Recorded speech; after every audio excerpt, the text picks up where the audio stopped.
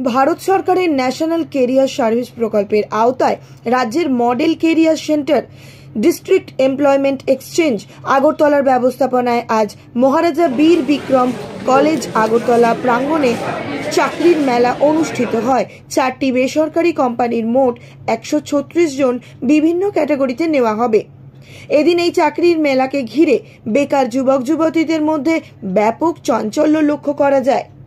Arrange করছি আমরা district employment exchange থেকে, যেটাকে আমরা মডেল ক্যারিয়ার সেন্টারও বলা হয়। এখানে আমাদের 4টা কোম্পানি আছে, Satan credit care, Annapurna finance, প্রাণ বেভারেজেস আর শ্রীরাম ফাইন্যান্স। এই 4টা কোম্পানি থেকে টোটাল 136 ভ্যাকেন্সিস আছে। তো আমরা এক্সপেক্ট করছি না জাস্ট এমবিবি কলেজ বাট বাকি আশেপাশের স্টুডেন্টসরাও যাতে এখানে এসে একটা ভালো একটা অপরচুনিটি পায়, যাতে ওদের মানে একটা স্টেপিং স্টোনের মতন হবে এদের জন্য। এটা এটা কি রাজ্যের জন্য করা হবে রিক্রুট নাকি বহিরাজ্যের জন্য? না, এটা রাজ্যের জন্য। এইখানে বাইরের কোনো নেই, সব লোকালি। কিন্তু হ্যাঁ, মানে ত্রিপুরাতে অন্য জায়গায় আছে, খালি আগরতলা নয়।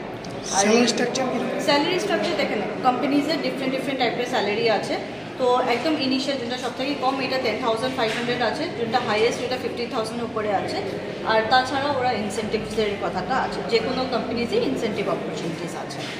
আর আগের যে জব ফেয়ারগুলো হয়েছিল কীরকম মানে সারা পেলেন আপনারা? আগে যেগুলো জব ফেয়ার হয়েছে আমরা তো সবসময় ভালোই পেয়েছি, মানে রেসপন্স পেয়েছি স্টুডেন্টসের থেকে, ইভেন আমাদের এমপ্লয়ার্স থেকেও। তো আগের জব ফেয়ার আমরা বলতে পারি একটা কোম্পানিতে আমরা কথা বলেছিলাম, ওরা লাস্ট 6 মাসে আমরা অক্টোবর জনটা জব ফেয়ার করেছিলাম। এখন ওদের স্টুডেন্টসরা মানে যারা ক্যান্ডিডেট জয়েন করেছিল অলমোস্ট 30 to 50,000 রুপিস ওরা স্যালারি পাচ্ছে। So good experience for students also. আর অনেক স্টুডেন্টস আছে যারা মানে একটা কোম্পানি থেকে অনেক আলাদা কোম্পানিতে শিফট করেছে অ্যান্ড অনেক ভালো অপরচুনিটিসে কাজ করছে।